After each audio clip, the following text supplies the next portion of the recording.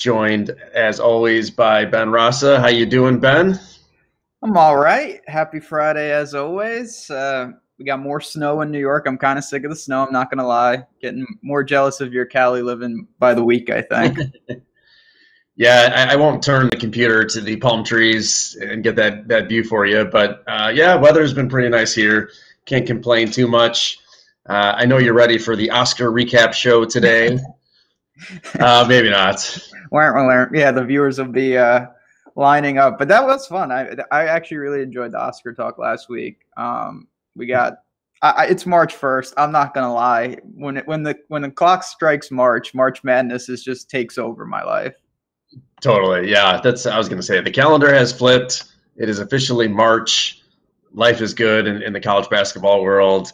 We're certainly going to delve into some games, a little bit later in the show. We're going to have a lot of content coming your way.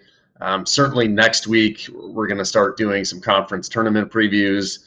Obviously, Ben, you're going to lead the charge on some written and video content.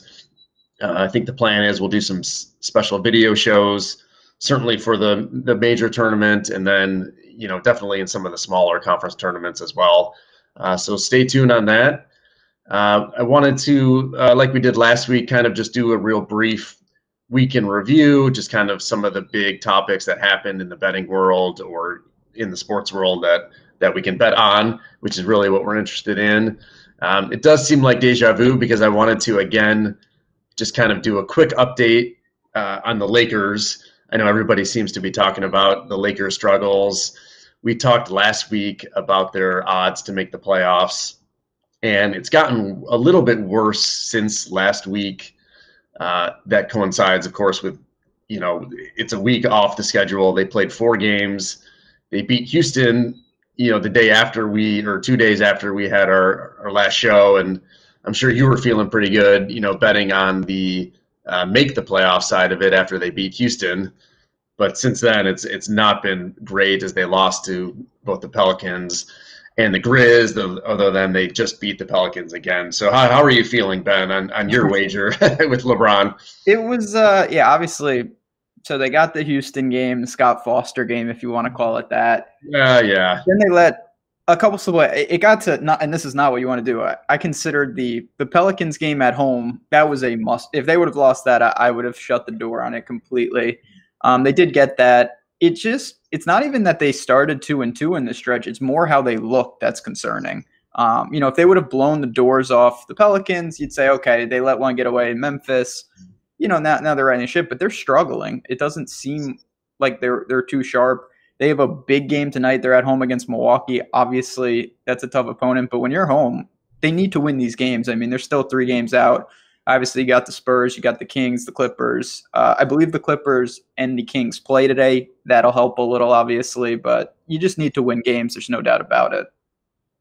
Yeah, so as you mentioned, I mean, really, it's an uphill climb, and they have to jump multiple teams. You have the Clippers, you have the Spurs, the Kings, even the Timberwolves, who are behind them, are playing a little bit better, so they have to fend them off, as well. The Lakers, as we talked about last week, have a tough schedule down the stretch. Like you said, they play the Bucks tonight at home, but obviously a tough game.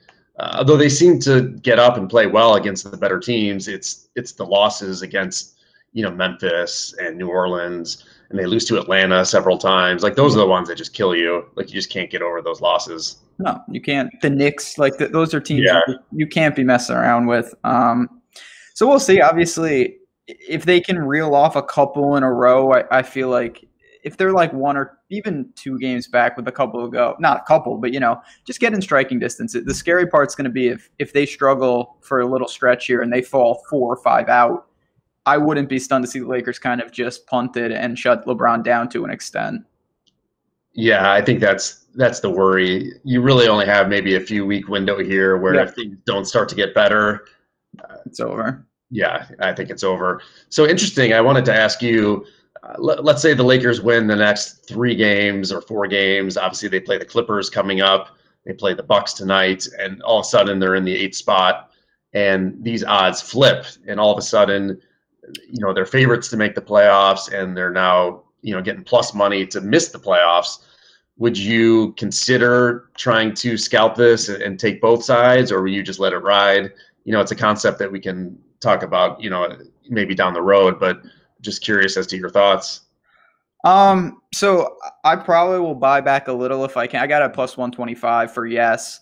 If I could flip that and get, better than that on no, I may buy back some. I'm not going to void the wager by any stretch, but this is not, even in this 4-game stretch, this is not what I wanted to see. I thought that bet, I wanted to see them come out and win 6 out of 7, something like that. So if I have a chance to reduce the wager, I will. I also, at the beginning of the year, I have the Spurs to not make the playoffs. So depending on how that's going, the Lakers taking the Spurs spot would really help me out in a lot of ways. That's what I'm shooting for in a perfect world.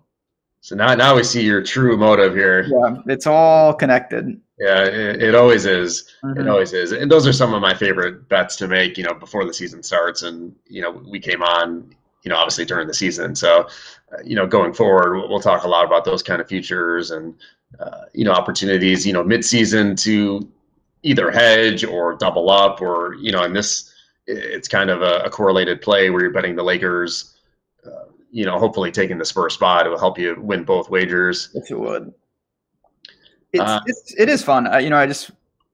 You can look, and obviously if you take them at the beginning of the year, as it gets to the end, you can look for those. It's not really a middle, but you can identify key games, and you can pick your spots.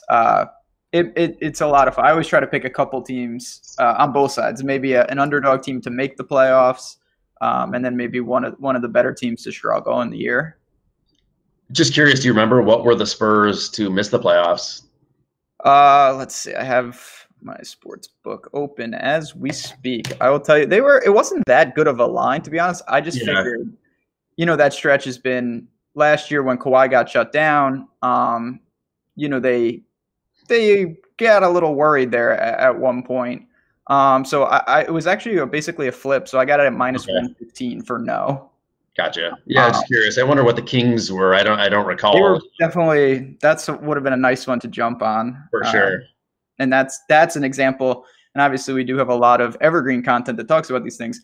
There's a team that if you jumped on at the beginning of the year, there would be hedging possibilities in terms of buyback. Game like tonight, perfect example. If you wanted to take the Clips. Yeah, definitely. Good point there. And then, like you said, we definitely have a lot of evergreen content on the site. We have a lot in development, so stay tuned. But check out the betting section on our site for all of the evergreen content. The second piece of news, just to touch on real quickly, also in the deja vu category, is that we had a major baseball signing. We were all holding out, seeing when, obviously, Machado and then Bryce would sign. And yesterday, Bryce signed, obviously, a 13-year deal with the Phillies, $330 million. From what I've seen, the numbers really didn't move much. They had moved over the last few weeks, basically, as most people started to believe that he was going to the Phillies. So there wasn't a ton of line movement yesterday. I think everything was built in over kind of a 2 to 3 week span. I see the Phillies are now down to 12-1 to win the World Series. Much different scenario than Machado with the Padres. The Padres are nowhere close to competing, but the Phillies are, and they've made already a couple big moves this offseason. There's rumors they may go after some of the big pitching names that are still out there, which seems kind of crazy. But any thoughts on any sort of wagers or on the news in general? Yeah, I mean, I think the first point to make you just made is that Machado and him are going to be in the same sentence and they couldn't be more different. Machado is going to be a piece for the Padres for the future. The Phillies, I would assume, are in win now mode. I would expect them to try to add some, arms, whether it's in the bullpen or the rotation, and kind of make the push. I know they signed him for a long time, but they're ready to go.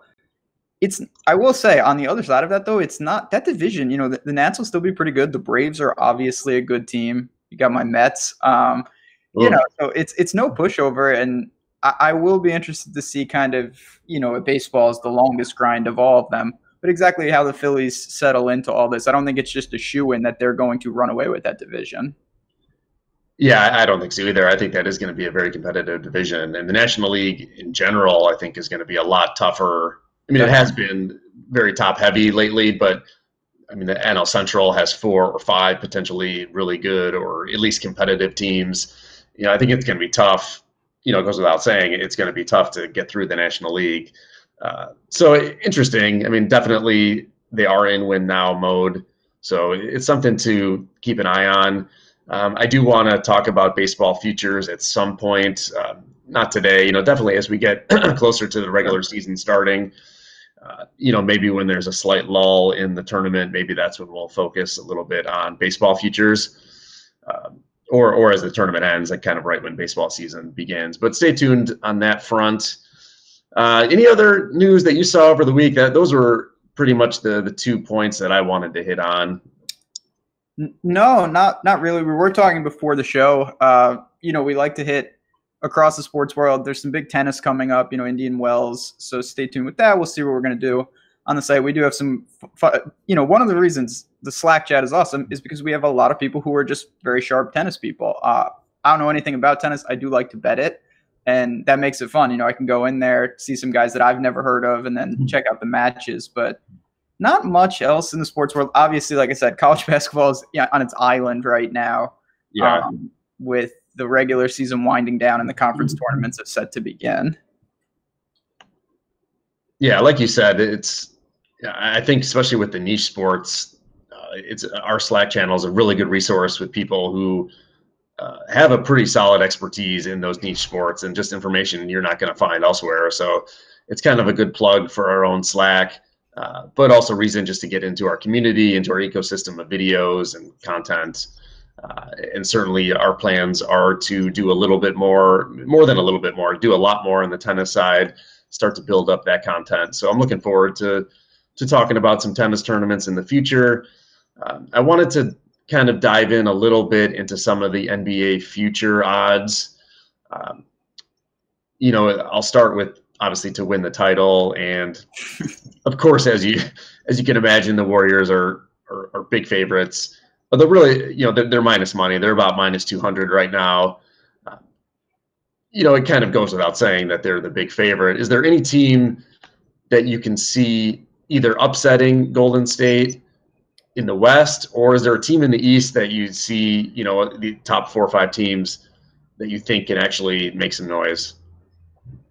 It's tough. Obviously, the Warriors are the clear favorite. There's no doubt about that. I'll say this. I think if I was going to take someone else, I would take a team from the East just because of obviously the way it's structured in the path. Oklahoma City to me, like a lot of people, I think is right there in the West, but I would rather take a stab. I know the Celtics are playing awful and they look like they have problems. I still don't mind their chances of coming out of the East. And then you're going to get, obviously, I would assume the Warriors in the finals. And I don't think they can beat them, but at that point, again, there are opportunities to you can hedge in ways you can get out of that if you want. So for me, it would be a team from the East. It would be the Celtics. I know right now they've struggled. This is not the year that they envisioned. Kyrie, it's just not really working great. But come playoff time, they've alluded to this a couple times that in a 7-game series, we have to beat a team 4 out of 7. It's just a different environment than playing, different teams on different nights. And Brad Stevens, the way they are, I think in the series format, they're still the team to beat in the East. That's interesting. You're definitely getting more value on the Celtics than anybody would ever dream of, Absolutely. A few months ago as they continue to struggle and lose, a lot of games to the better teams. And they lost to the Bulls, my Chicago Bulls team. Yeah, that's not good. It's not a good sign. I'd say that's probably one of the worst signs you could have to lose to the Bulls. But I'm seeing like 17-1. I mean, you could never dream of getting those kind of odds on the Celtics. And it's just, I think there's a lot of question marks across. Obviously, Milwaukee's been super impressive, but they have not really been battle tested. They gave the Celtics certainly a real series, but you got Philly, who's got plenty of talent, of course, but again, not a team that's been super deep. And then the Raptors, yeah, very solid. There's no doubt. But honestly, like you said, the value speaks to me. Until the Celtics kind of get beat, the Cavs are not walking through that door. I still lean to them, even though they're playing very bad. They are. Yeah, they are. I mean, yeah, I'm looking at some of the other teams, and I want to believe in Denver. I really like a lot of their pieces, but I I just don't think they're ready for the spotlight yet. I don't think they can beat the Warriors What four about times. Portland? Portland is an interesting one. I mean, they've got their. I mean, I'm looking at 100 to 1 to win it all. Denver was 33 to 1. Uh, I mean, I don't see it with Portland personally, but trying to get through the West. It's interesting. The odds that I'm looking at, they have worse odds than the Lakers, which just kind of shows you how crazy some of these betting markets can be. Because they know that people are going to bet on the Lakers, even though, as we've already discussed, I mean, they are an underdog to even get in the playoffs. Insane. I mean, it's hard when the Warriors, I think, are still vastly superior to all these teams. But if you're getting 100 to 1 on a team like the Blazers, again, I know I keep bringing it back to this. If they can get through the first round and even the second, obviously, if they can meet in the conference finals, you can unload that bet and get a nice price. So it doesn't mean that they actually have to win the whole thing. That's a tall task for anyone who's not the Warriors, in my opinion. Yeah, for sure. For sure. I mean, look, Houston, a lot of people have soured on Houston. It's been kind of a rough stretch. I mean, Harden's playing out of his mind. We're going to talk about MVP odds here real quick after this. At 13 to 1, that's not the worst value. Obviously they took them to 7 last year, without that Chris Paul injury. Arguably they could have won or maybe even, I don't want to say should have won, but certainly had a really good shot to knock off the Warriors last year. They're one of the teams that will just outshoot the Warriors potentially, at least has the capability of doing that. And again, you have to beat them 4 times in a 2-week span, but they've shown that they have that capability, certainly. So at 13 to 1, it's not that bad a value. No, I mean, yeah, when you play like them, obviously there's increased variance, which is a good thing. Yeah. When you can shoot 53s, we saw it on the wrong side when they missed 20 something in a row, which was Trevor Ariza, not good. But it's just, you kind of just touched upon it. I just have such a hard time believing that someone can beat the Warriors 4 out of 7. Last year, yeah, I didn't think it would come to that. And if Chris Paul played, man, it would have been really interesting. But at the same time, it's so hard to attack him. I would love to see him go down. I'm not a fan. So we'll see. I hope someone gives him a series, though. Yeah, I'm a fan, but I do hope that we see a series. I don't want them to just roll through the playoffs and not have any drama. I mean, at least the East should be very competitive and have some really interesting series. You might have the Sixers Celtics in round 1, which is pretty crazy. Wild. Yeah.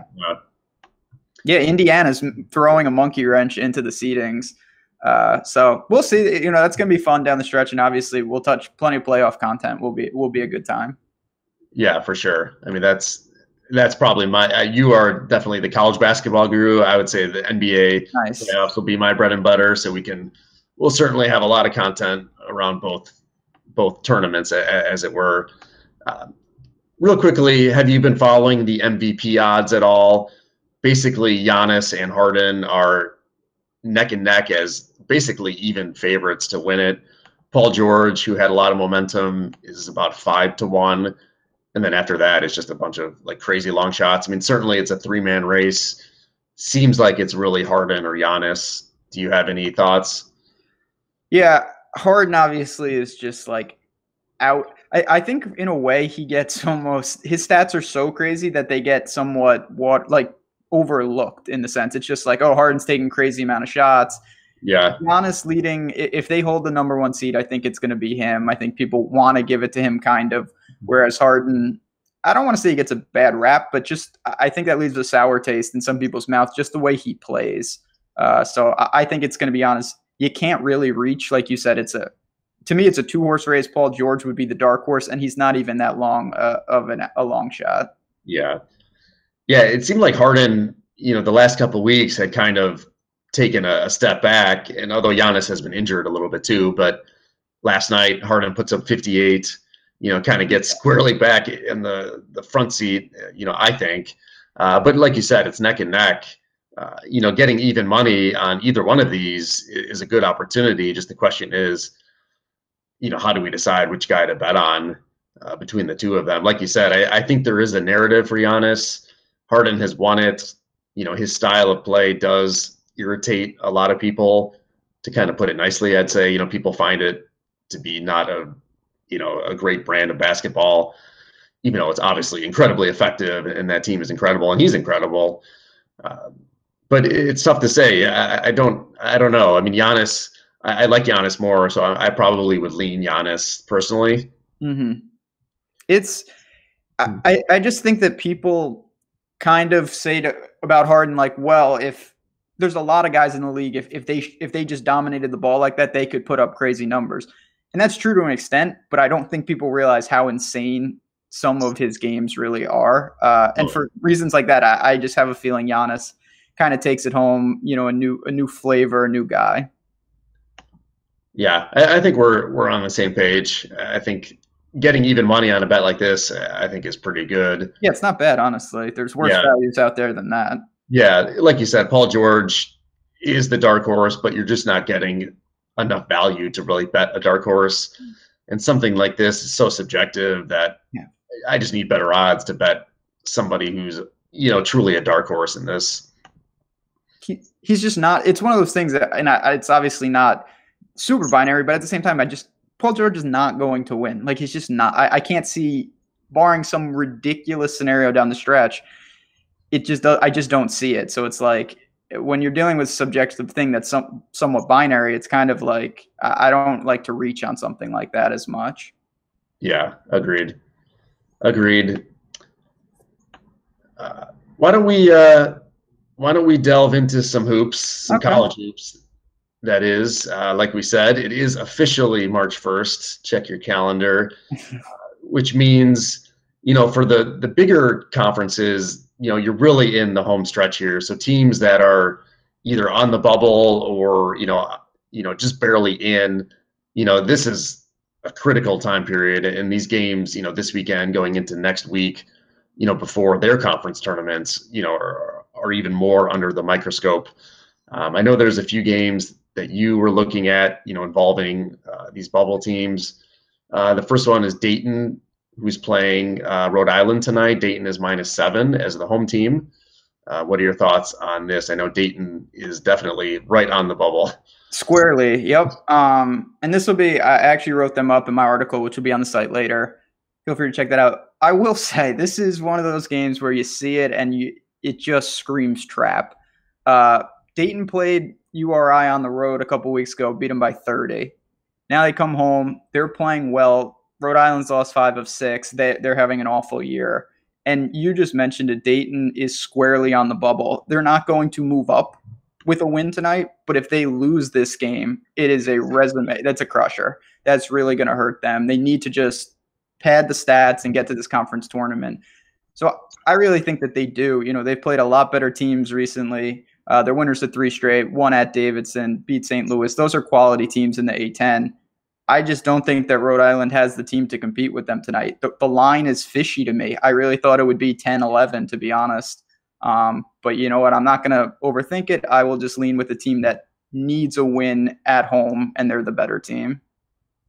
Yeah, some of those lines that you think it's like are too good to be true or just doesn't seem right. Like a lot of times that is accurate, but you don't also want to second guess yourself. If you have a pretty strong feel on this game, I wouldn't let that get in the way. It's just, and this is what you got to do. You want to do your due diligence. I've dug, and I'll obviously monitor to make sure that no one on Dayton is hurt. I have not seen anything. They are squarely the better team, and they are at home, where obviously, like most teams, they're a much better team at home. So going in a motivated squad, I'm not, if Dayton, if they don't cover, I can live with that. I really don't think I'm going to get too tricky. This time of the year, it's kind of like the NFL playoffs, at the end, where you have teams that are out of it against teams that are really fighting. The motivation, you can't manufacture being squarely on the bubble like that. Yeah, definitely in the college world, like trying to figure out motivation. Granted, you're talking about, teenagers and, kids in their early 20s, like it's hard, but if you can somehow narrow down like truly the motivational component of it, I feel like you can get an edge. I know, like in college football bowls, that's a huge component of betting on bowls, and it's really no different here. Down the stretch, you just got to figure out where these teams are and kind of what their motivation is. It's incredible. I mean, unless you're a top team or a bottom team, truly the talent is not that big. And you see teams that they get on a run, they get, everyone pulling in the right direction, and all of a sudden they're a quality team. And at the beginning of the year, they couldn't win a game.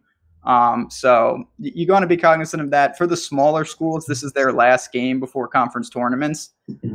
That's all about seeding. So you want to be cognizant. If someone has the number 1 seed locked up and it's a 1-bid league, it's very conceivable they'll rest some guys. You want to just monitor that. One last game for me, and it's actually tomorrow. It's just another team that's squarely on the bubble. Clemson's at home. They're one of the last 4 in, according to Lenardi right now. They get UNC. And I just wanted to draw the distinction between, I was saying Dayton tonight, they need to win, not because it's going to help them, but it would cripple them if they lost. Clemson, if they lose, there's no shame in that. But if they can find a way to beat UNC at home, that's a resume sealer. I think that puts them squarely in. So it's funny how you have, when you're on the bubble, you have games where it's like, this is all downside. We need to just win this or we're punished. And then you have almost free roll games where Clemson's not going to be damaged by losing this game, but man, what an opportunity at home. Yeah, it's a really important distinction. I'm glad you kind of highlighted that, because really when you talk about pressure, the pressure is not on Clemson, right? I mean, they should be playing like free and easy. I mean, it's easy to say that, of course, but they're playing UNC at home, at Clemson, they're playing at home. So like you said, I mean, a loss would not cripple their resume by any means. I mean, most people obviously assume that Carolina is going to win that game. Whereas, like you were saying with Dayton, the pressure is squarely on them to win this game, and maybe even do it with authority. There's certainly that subjective component to it. So just understanding kind of, the motivational, like I said, makes a huge difference in these spots. Have you seen a line on that game yet? I haven't. I'll keep an eye out. I'm sure there's some posted here and there, but I have not. I would expect Clemson to be a small home dog to UNC, but I'm not sure. You see, this is what happens. We talk about Rhode Island, and look who shows up to the show. Yes. There he is. I heard Dayton, and I'm like, wait a minute. The Rams are playing Dayton today. That's they right. must be talking about my Rhody Rams. What's up, Jason? What's up, guys? Also sweating a Justin Thomas, just hit it in the water on 6, which is interesting. So it's a perfect time for me to come on, because this perfect time. Yeah, the tournament last week, maybe Ben and I were a little bit hasty in saying it was wide open with DJ and Rory up top. This week, I really mean it. It is. I mean, the leader of the tournament right now is 8-1 to win still. So it's so wide open. It's gonna be fun chatting about it today. No doubt. First thing I wanted to ask you, yeah, it's not just because of Twitter, but if you had a gut feel, where do you think this cut ends up? Oh man, dude, this cut it's definitely bouncing around. I will tell you, I think it goes to 2. They already just said on the telecast that the winds are starting to blow. We're already at T81, so we only need 11 guys. In between 1 and 2 right now, there's 19 of them. So I really do think it gets to 2. Graham McDowell just made a huge birdie on 18 for people that played him. Looks like he snuck onto the cut as well. Interesting. We'll see though, but I do think it goes to 2.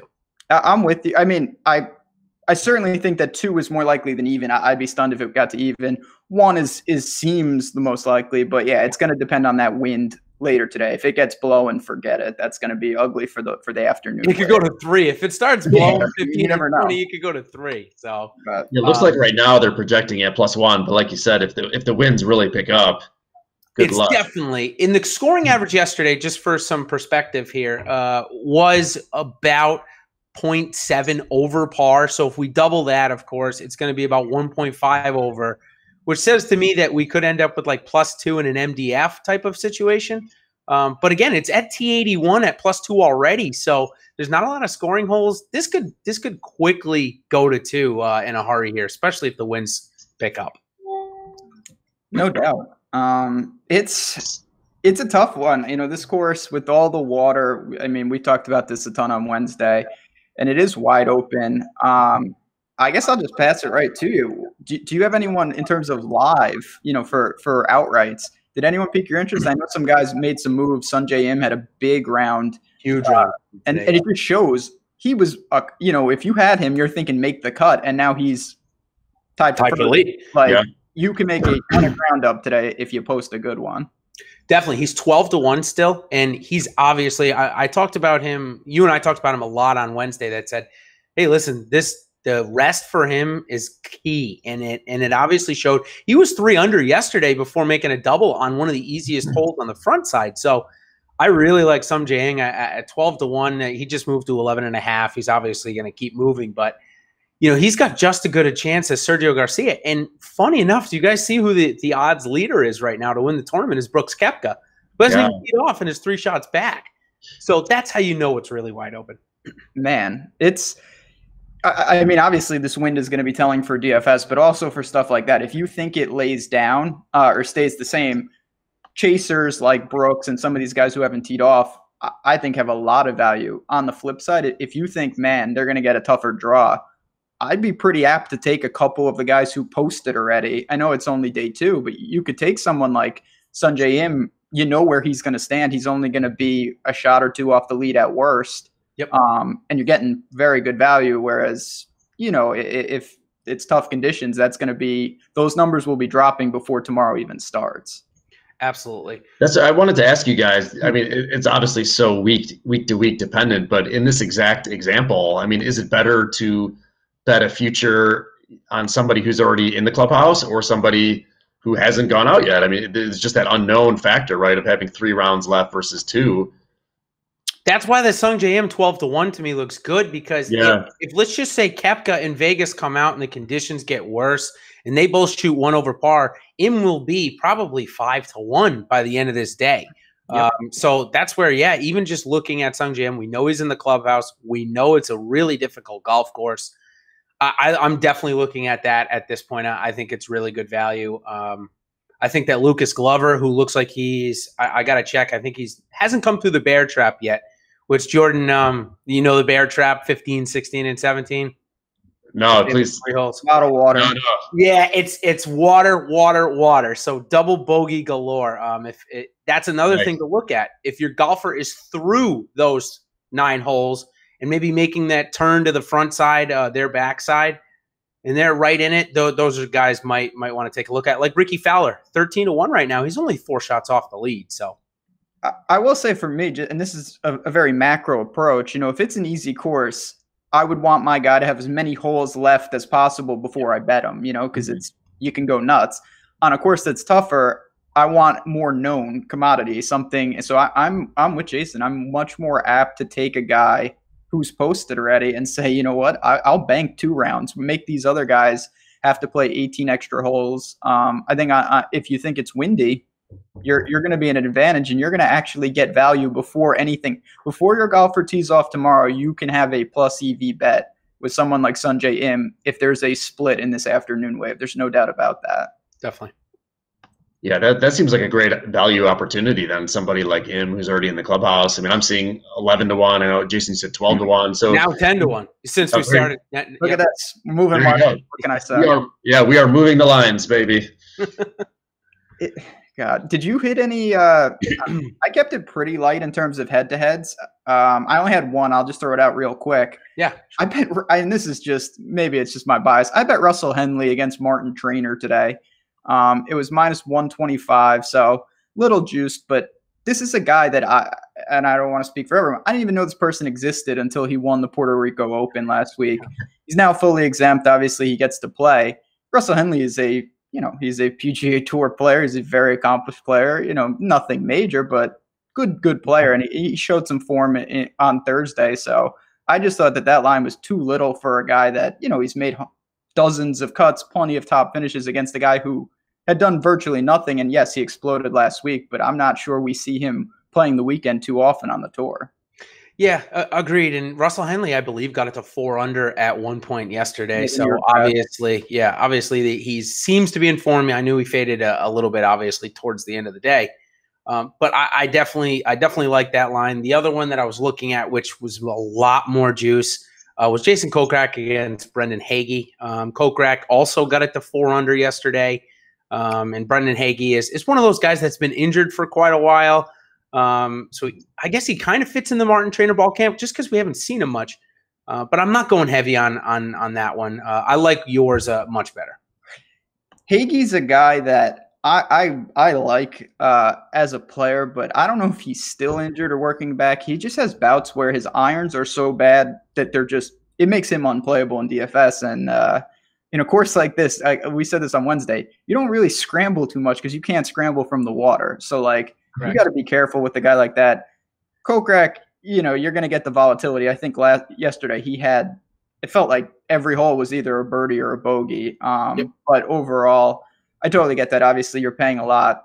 But I did look in tougher courses to see some of those matchups where you have a guy who's been through some of these, and then some of these rookies, how many times have they really played a PGA Tour level course in adverse conditions, Yeah, especially a course this difficult. Absolutely. Right? So it's interesting to see some of these guys who don't have as much experience, how they handle if the wind goes up, there's a lot of water. I'm going to lean with experience. And that's why we've seen guys like Jim Furyk, some of the older guard, they can plod their way through a course like this and be pretty successful. So I got two questions for you, Ben. Just looking down the odds list. Gary Woodland obviously struggled with his approaches yesterday. We mentioned on our show that he had struggled last week as well. He sits at 60-1 and is yet to play. Let's say he finds it out today, goes out and shoots 5 under, gets it back to 3 under for the tournament. Could be 3 off the lead. You see value in something like that, or Adam Scott, who's at that same price and same odds? Or same over par. He's 2 over par and 70-1, I should say. So again, I think this is what you want to do before you do anything. You got to do it on the fly, is decide what do you think the afternoon's going to be. Yep. If you think it stays relatively the same, I have no problem firing, someone like Woodland. List is 1 over. Just some of the better players who really had a rough go of it but aren't out of it. If they get conditions similar to the morning wave, we saw what's out there. 65 is clearly out there. Yep. On the flip side, as we just talked about, if you don't think many guys are going low, it's going to be tough, just because if they put up a 2 under, they're going to be 6 shots back, and that could be one of the more impressive rounds in the afternoon wave, but it's not making up that much ground. And, so and as we talk, along those same lines about Furyk, you just mentioned how experience could really be a big factor. So he's 1 under, hasn't gone out yet today. Assuming conditions don't become completely unplayable. Yeah. 100-1, exactly. That's interesting. I mean, Furyk played pretty good yesterday as well, and we know that even if the winds kick up, his game is not really going to be affected by it that much. He's 280 off the tee, whether he's into the wind or downwind, it seems. So I'm definitely interested in that. I think it's a fine long shot. I mean, since we've been talking, we came on, it was T84 at +2. It's now T79 very quickly. So as you can tell, it seems like the guys are getting to the back end of the golf course, which is really hard. And again, we go back to the top of the leaderboard, and Sungjae Im sitting there at 11-1 in the clubhouse already at 6 under. So I hate to keep coming back to him, but I really think that's pretty good value at this point for him, because just by the end of the day, you could double your money.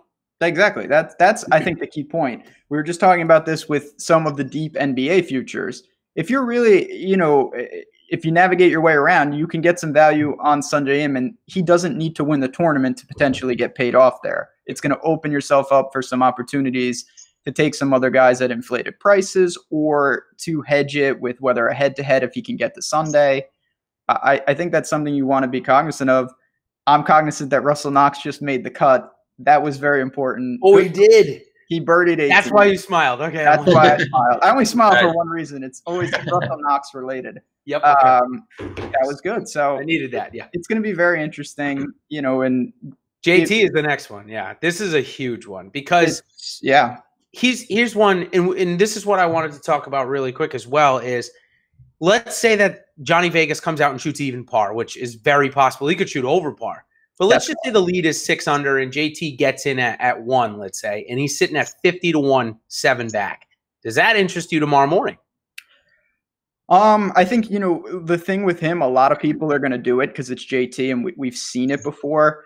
I'm honestly not. I think you touched upon, I would rather take Ricky, to be honest. I think JT, I'm not going to say he's hurt because I have no idea. And we were both, I'm in a minor victory lap. We were not on JT. We were saying, I said he might pack his bags early. You were right with me there. I know he got somewhat stung by that wrist. That was a crazy swing. I was stunned that he did it. Yeah, me too. But I'm not sure his game is really firing. Can he go low? Of course, but I think I'd need even a bigger number to take a stab with him. All right. The only other ones I want to say is going really, really deep here. Okay. But I want to bring them up just because they're at 1 under an even par and have not played yet. And it's Wyndham Clark and Sam Burns, two guys that have exceptional talent. 220 to 1 and 230 to 1. I know this is way out there, guys. But what I'm looking for here is maybe they do go out and shoot 4 under, and the odds are like, whoa, we got to get this at 50 to 1. We can't be having that. And then again, you're just playing for the ability to cash out on a good live bet. And Wyndham Clark and Sam Burns both showed that they can play this course yesterday. Both were in the top 10 at one point, obviously, early in the day. So I'm interested in those, way long shots to see if one of them comes out and shoots 4 under today. Yeah, to me, I mean, again, if you think it's going to be calm, those are the type of guys that are going to benefit. Sam Burns can get crazy hot with a putter. We have seen that. So, if your book offers guys like that, for me, I'm more apt to take reduced odds and maybe try to hit a top 5 if they have live top 5s. Yep. Because, winning is tough, but there's no doubt that they can get, even if they shoot a couple under, they're going to be in the teens in terms of a couple shots back. And right there, I wouldn't be stunned to see them grab a piece of a nice finish this week. Yep, exactly. Last question for you guys. Talk to me about Johnny Vegas. I don't know much about him, but I get drawn to that kind of name. Yeah. So I don't know if that's a good thing or a bad thing. Are we betting on the house? Are we betting on Vegas? What are we betting on with Johnny Vegas? Yeah. So yesterday he was electric. No bogeys, control of his game. Everything was pin high. And he's a guy that he can pop out of absolute nowhere. He won the RBC Canadian twice, back-to-back years in terrible form in both times. So, he's a guy that when he catches it, he can catch it quick. Though, again, it can go south. He has been in some pretty decent form, top 10 in the Waste Management a couple weeks ago. So at 8.5 to 1, yeah, I mean that'll go down quickly if he opens up birdie or something like that. That'll go down to 2 to 1 really quick. So it's not terrible odds. He is playing with Koepka and Woodland, so it'll be interesting to see him if he can come out and beat them again for the second day in a row. I wish there was a way for me. I hope he starts birdie, and then if I could short him. Go. You said it. He can come out of nowhere. He can get crazy hot. He's got some pedigree. It's not like he's going to be super intimidated by the moment, especially on a Friday. I mean, we're not talking Sunday. Yeah. Having said that, especially if it does toughen up afternoon, I have a feeling he posts around in the 70s today, kind of falls back to the pack. I would be surprised if he is the leader after 36 holes. He putted really well yesterday. Everything was pretty good, but he did putt well. He putted well. And it's not even just, that it was, he didn't even face adversity, and that's credit to him. But going around this course with no bogeys, serious accomplishment. I almost, not to hold that against him, but today that's not obviously going to be happening. So how does he handle himself from some tough lies? Maybe he finds a water ball. I have a feeling Johnny Vegas falls back a little. Sorry, Vegas. So it looks like we're going to short Vegas this week. Yeah, got to do it once in a while. Vegas will be okay. I'm not too concerned.